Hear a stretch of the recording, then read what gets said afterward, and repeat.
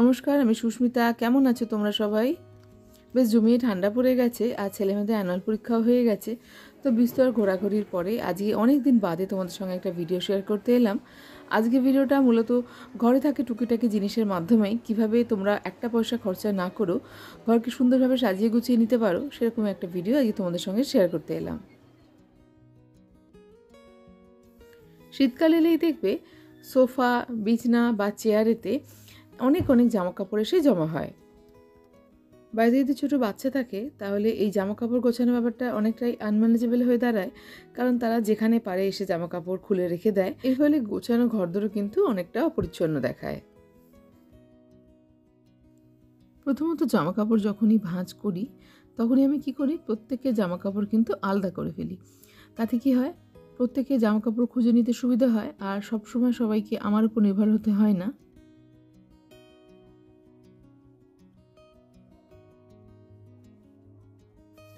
শীতের জামাকাপড় গুছিয়ে রাখার জন্য আমার পছন্দ হচ্ছে আনইউজ ট্রলি ব্যাগ, কারণ এগুলো তো সারা বছর পরেই থাকে। যখন আমরা বেড়াতে যাই তখনই এই ব্যাগগুলো ইউজ হয়, তারপর সারা বছরটা এগুলো আনইউজ অবস্থাতেই পড়ে থাকে। তো আমি কি করি, এর মধ্যেই কিন্তু শীতের জামাকাপড়গুলোকে গুছিয়ে রাখি। তো এখন বেশ ঠান্ডা পড়েছে আর আমি এর থেকে যেগুলো এখন আমার প্রয়োজন হবে সেরকম কতগুলো জামা বার করে নিয়েছি। ডেলি ওয়্যারে শীতের জামাকাপড়গুলোকে গুছিয়ে রাখার জন্য এ ধরনের কাপড়ের ব্যাগ কিন্তু আমি ব্যবহার করি। এগুলো বেশ বড় আর অ্যামাজন থেকে আমি এর 3টে সেট কিনেছিলাম। একটু যত্ন করে গুছিয়ে ব্যবহার করলে এগুলো কিন্তু বহুদিন পর্যন্ত ভালো থাকে।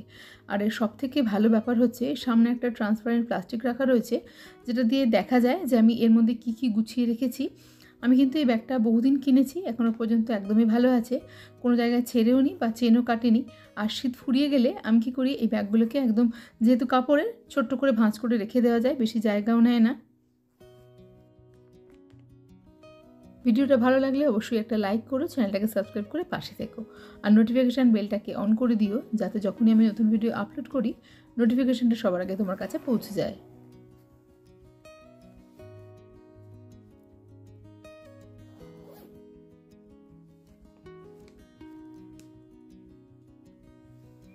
আমার কাছে স্টিলের একটা ফ্লাস্ক পড়েছিল, এর মাথার দিকের অংশটা কিন্তু প্লাস্টিকের হয়, সেটা খারাপ হয়ে গেছে। এটা কিন্তু স্টেনলেস স্টিলের।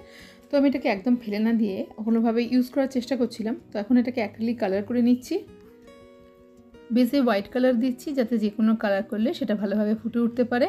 হোয়াইট কালারের একটাই কোট দিয়েছি, তারপর এখন লাইট ব্লু মানে স্কাই ব্লু টাইপের একটা কালার করে নিয়েছি। এখন এটাকে শুকোতে দেবো।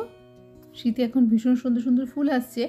আর আমার কাছে বিয়েতে পাওয়া একটা পুরনো পেতলের ফ্লাওয়ার ভাস ছিল। আমি সাধারণত ফুল আনলে এতেই রাখি জল দিয়ে, আর অনেক দিন ধরে জল দিয়ে রাখার ফলে এখানটা দেখো খারাপ হয়ে যাচ্ছে, কিন্তু এই যে একটা ব্লুইশ মতো কালার চলে এসেছে।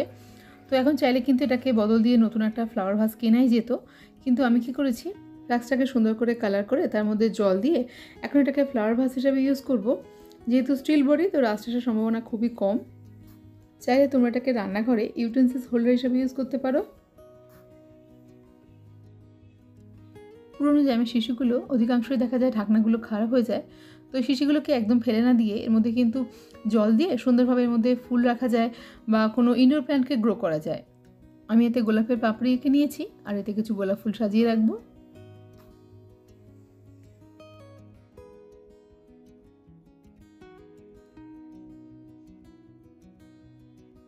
একইভাবে পুরনো কাঁচের গ্লাসগুলোতেও কিন্তু সুন্দরভাবে ইনডোর প্ল্যান্ট লাগিয়ে ঘরটাকে সাজিয়ে নেওয়া যায়। জ্যামের শিশিগুলো খুবই শক্তপোক্ত হয় আর এগুলো ভীষণ ইউজফুল, কিন্তু সমস্যা হচ্ছে এর ঢাকাগুলোতে কিন্তু খুব সহজেই রাস্ট এসে যায়।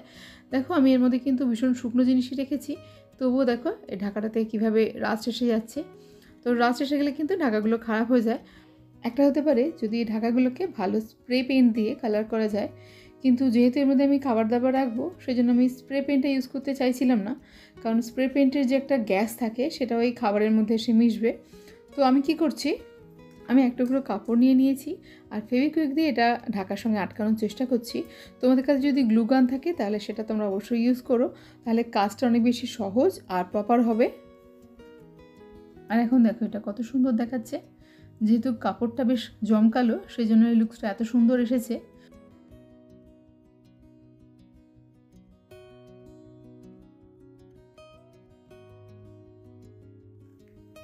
জ্যামের শিশুগুলোকে আরও একটা সুন্দরভাবে ব্যবহার করতে পারো, তো সেটা হচ্ছে আমার মেয়ে দেখো এর মধ্যে সুন্দর করে পেইন্ট করেছে অ্যাক্রিলিক কালার দিয়ে। দেখো এখন তো ওদের ছুটি চলছে, তো এই ধরনের ছোটো ছোটো কাজ কিন্তু ও করে থাকে। পুরোনো জ্যামের শিশিগুলোকে একটু সাজিয়ে নিয়ে একটু ডেকোরেট করে নিয়ে এগুলোকে গ্লাস সেপার হিসাবে ইউজ করতে পারো।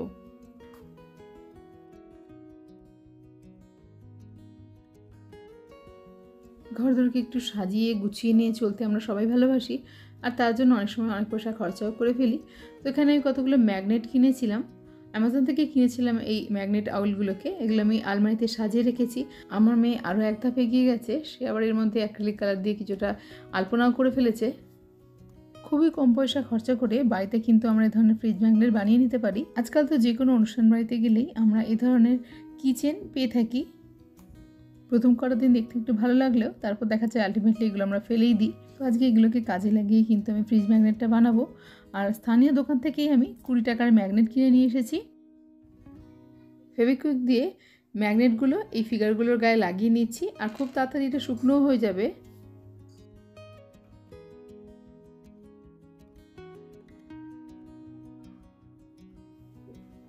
আর এখন দেখো এগুলো কিন্তু একদম পারফেক্টলি রেডি হয়ে গেছে। বলো কেমন দেখাচ্ছে?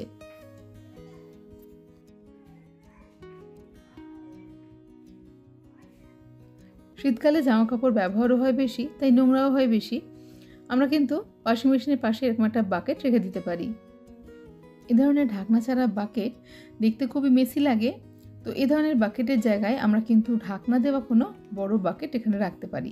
এগুলোর দামও কিন্তু খুব বেশি না, আমি 100 টাকা দিয়ে এটা কিনেছি। আর এর মধ্যে কিন্তু আমি সমস্ত জামাকাপড় জমিয়ে রাখি, প্রায় সপ্তাহখানেকের জামাকাপড় এখানে জমে যায়। আর সেটাকে ঢাকা বন্ধ থাকায় দেখতেও কিন্তু পাওয়া যায় না যে কি রেখেছি না রেখেছি। একটা লোকজন এলে তখন কিন্তু আর অসুবিধাতে পড়তে হয় না।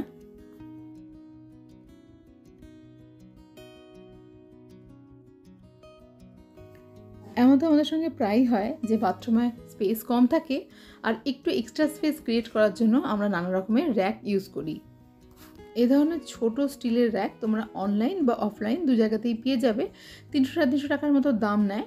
তো আমি এখানে কিন্তু প্রথমে প্লাস্টিকের র্যাক লাগিয়েছিলাম, শ্যাম্পু বা কন্ডিশনার এটা ওটা রাখার জন্য। প্লাস্টিকের র্যাকগুলো দেখি খুব তাড়াতাড়ি নষ্ট হয়ে যায়, সেজন্য আমি স্টিলের র্যাক লাগিয়েছি। তবে অসুবিধা একটাই, হয়তো এতে রাস্ট আসতে পারে, কিন্তু কিছুদিন বাদে বাদে যদি এটাকে মেজে নেওয়া যায় ভালো করে, তাহলে কিন্তু এই সমস্যাটা হয়তো এড়ানো সম্ভব।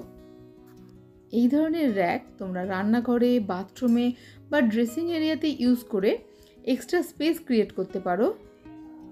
আজকের ভিডিওটা এই পর্যন্তই। খুব তাড়াতাড়ি দেখা হচ্ছে নতুন একটা ভিডিও নিয়ে।